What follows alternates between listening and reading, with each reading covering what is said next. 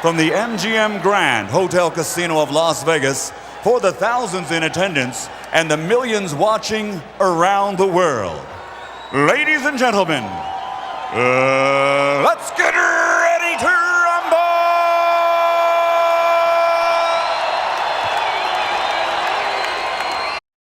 Chavez says, I'm known as a slow starter, and I think opponents try to take advantage of that. My job against Morales is not to start slowly in any round.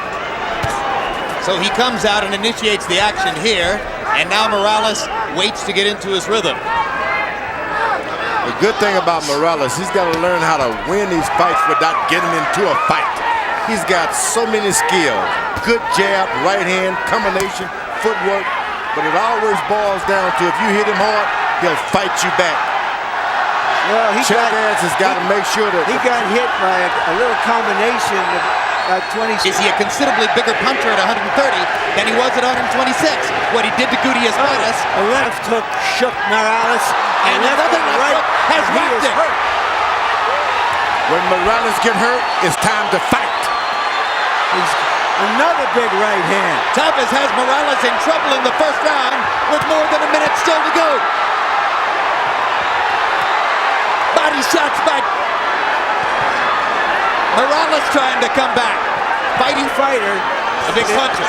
As a big puncher, but again, he is the strongest guy that Morales has fought so far. And already in round back in a hurry, didn't he, George? Oh no, remember, that's when he fight.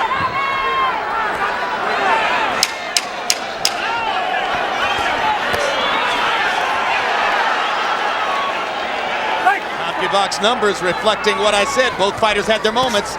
Chavez was 21 out of 68. Morales was 2 begins.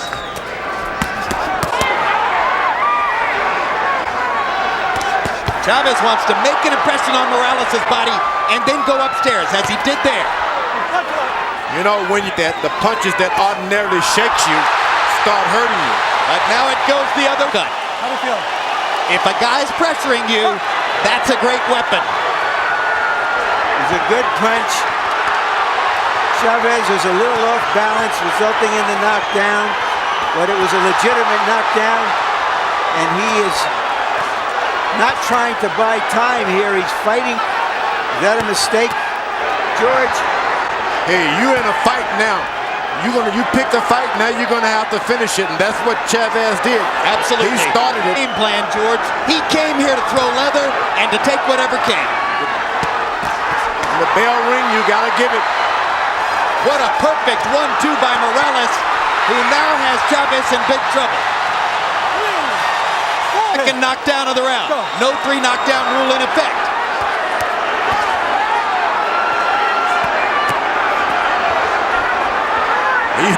It's hard to have the confidence to follow it in now.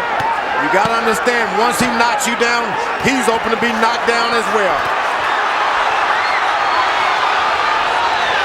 Too big a puncher. That's now so comfortable at 130 with his feet set underneath him would simply be too devastating a puncher for Chavez. Big right hand by Jesus Chavez. Big question. When he steps forward and puts his weight.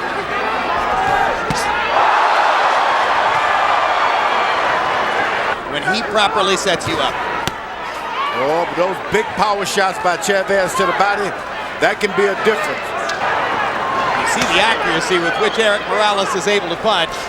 He throws to the body, but he has a tendency to wing his body shots, which leaves openings up the middle for Erik Morales. Morales now is trying to coast a little bit. This is the time to get in your good body punching. Go to some defense after he wings his punches, not leave himself wide open. Superior shape. And it has a lot to do with that weight. He's a big man. You would never know from Chavez's actions that he had been knocked down twice in the last round. Sure wouldn't. He must be in.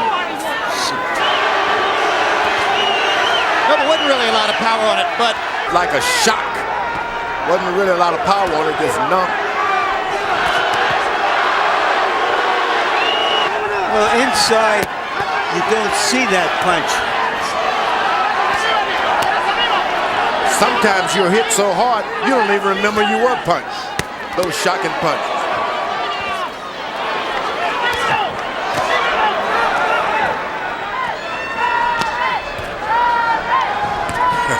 George is something of a computer nerd himself, so he have it through 3. Okay, on your Jim. computer. 2-1, 29-26, Erik El Terrible Morales. Jim, let me explain. 10-8, if you knock him down twice, it's 10-7. So that second round, Morales builds up a big 10, gets a big 10-7 round. I gave Chavez the first round, Morales won the third round because he's very sharp and very accurate.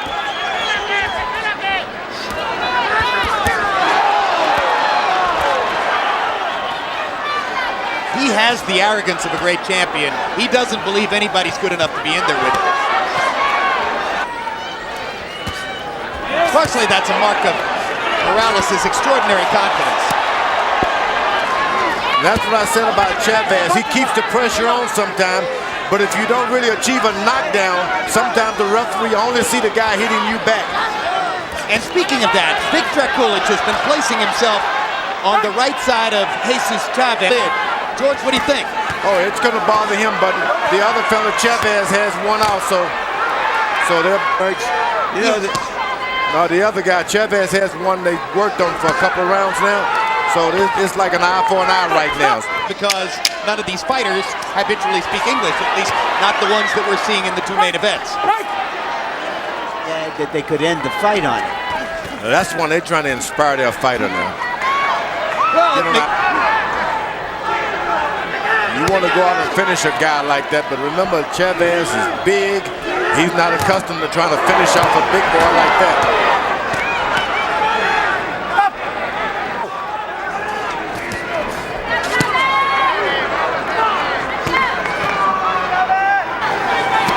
Chavez is like a bull. He keeps coming and pulling in. He's got no respect for Morales' power. Although he's knocked him down, he still hasn't really got any respect. Morales' corner suggested maybe he'd start looking for a knockout. Morales' body will give out if he constantly throws those body shots, as Chavez is doing. Investing is Jesus Chavez in the bank of Erik Morales' ribcage.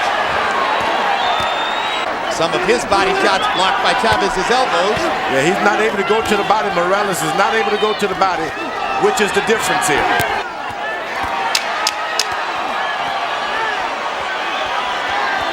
This is Chavez's best round since the first. At least it was until this moment. 3-1 for Morales. Jesus Chavez, 283 both, as they traded throughout the fight. Hard right hand by Morales. Let me tell you, that hurt. You have gotten Erik Morales' right eyelid well under control.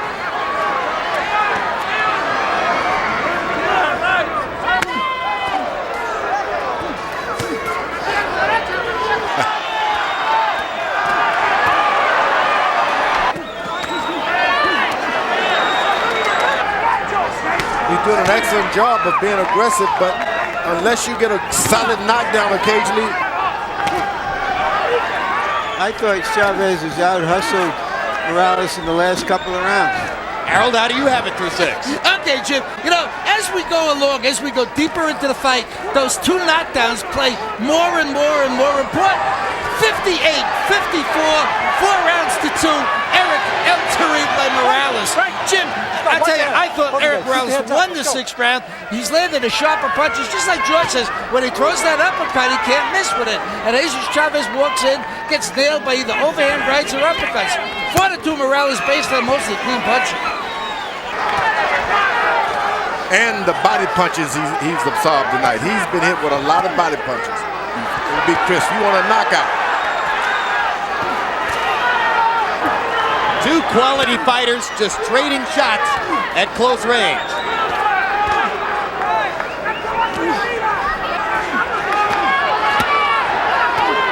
Those words are usually followed by a knockdown.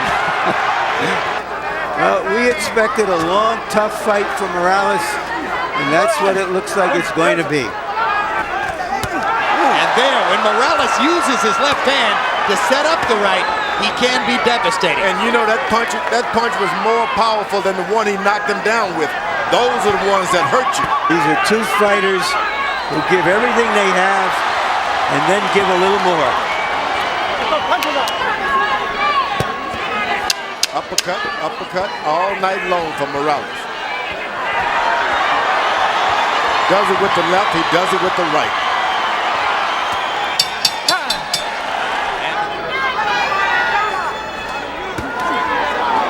Chavez has done so much to get that title. Wait, is Morales' corner dreaming when they ask him to go for the knockout against this guy? Yep, let him miss a little bit and then go on top of him with the right hand. You'd be giving Erik exactly the opposite advice then, Yeah, huh? I tell him to use his jab, circle, don't get too far away.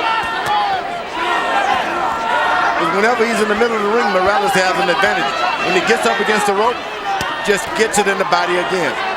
And now the blood begins to trickle again from Morales' right eye. So far, in this round, he's successfully smothering Morales and not letting him get off inside. Chavez is going left hook crazy, as though he doesn't even have a right hand. Everything is by the right, by the right. What about a right hand? Left hook to the body, left hook on top. His corner between rounds asking about his right hand. So maybe he's damaged it, although they insisted to Ratner that it was okay. Well, it's like he's saving There it is, the right left, and he holds the right still at his chin. And the guy shows him the right hand shot, he will not take it. Ratner, executive director of Nevada State Athletic Commission, told us between rounds it is Jesus Chavez's right shoulder they're concerned about. Question is, has he damaged the right shoulder? He does have a history of rotator cuff trouble with that shoulder. Let's continue to watch Jesus Chavez. As George pointed out in the last round, he's not throwing the right hand. Ratner would go into the corner to find out. I mean, if he can fight with that, then he's got to fight. Good commission would be concerned about not seeing right hands. I would be. Look at this. It's a good idea to keep your eye on these fighters, especially trying to stay out of any scandals. We have seen fighters win with one hand before. It isn't easy, but if you're going to have one hand, it might as well be the left. Yep. You can jab, you can hook, and still bob and weave. Jesus Chavez is still in the fight and giving Erik Morales all he can handle, only throwing the left hand. And you wonder, why hasn't Morales caught on to it? And if he does, George, if Morales figures out that Chavez can't throw the right. Stay out of the range of the left. Have you ever had to fight with one hand, George? Oh, all the time. You make sure that one hand does the job, though. Make him throw it and then catch him, because he's not going to be accurate. Now that left hand has got to be tied after a while. Well, he's an amazingly gritty competitor. I mean, pain isn't going to deter Jesus Chavez. He's dropping it, trying to rest it a little bit, and that's when the trouble can start for him. There it is, Morales catching. So he's dropping the left hand now. As Chavez's left dangled at his side, exhausted. Now, if he catches too much thunder here, his corner better be concerned. Finally, Morales seems to realize he's got a wounded warrior in front of him.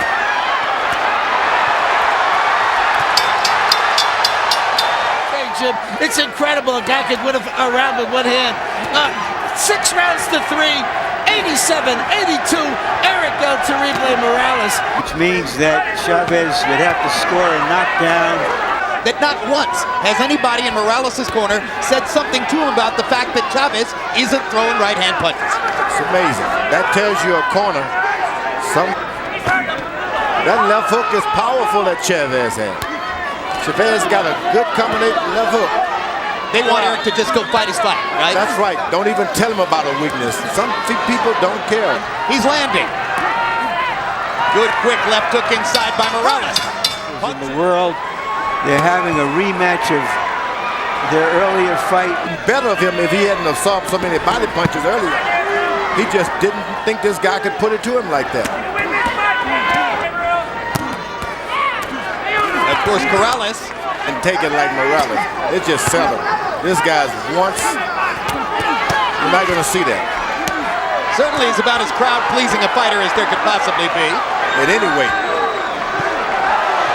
There's a hard right hand by Morales. Put your boxing shoes on if you're going to fight this guy. Sometimes you reach down in your corner, think you should get him.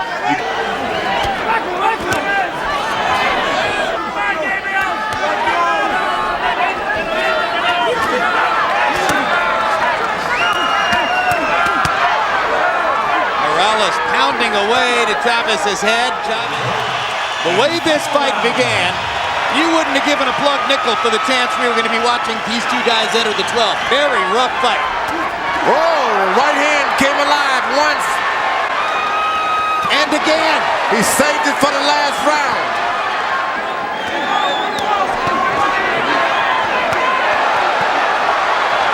Chavez landed a left hook there. Yep. Last round, he said, I can do it. He's a brave man, that's Chavez. And on the undercard tonight, Julio Cesar Chavez Jr. got his 5th consecutive professional win. 18 years old, his daddy was in the corner. What do you think, George? This is the 47th fight of Erik Morales' career. He's still only 27, but a lot of them have been knockdown, drag-out battles like this. Hangs in and shows his courage, his competitiveness, and his toughness as he, over a determined, courageous, won't take no for an answer. A good call. Chavez, courageous effort, fighting the last half of the fight with one hand. And a big rally down the stretch by Erik Morales.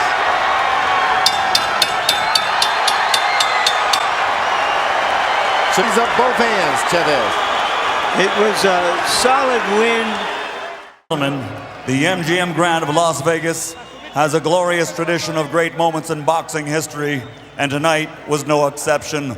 A round of applause for these two 130-pound warriors in this ring here tonight. We go to the scorecards. Bert Clements scores it 118 to 108. David Vanderveer 117 to 109. John Keane 115 to 112. All for the winner by unanimous decision. Now a 3-time world champion de la Zona Norte, Tijuana, Mexico, Erik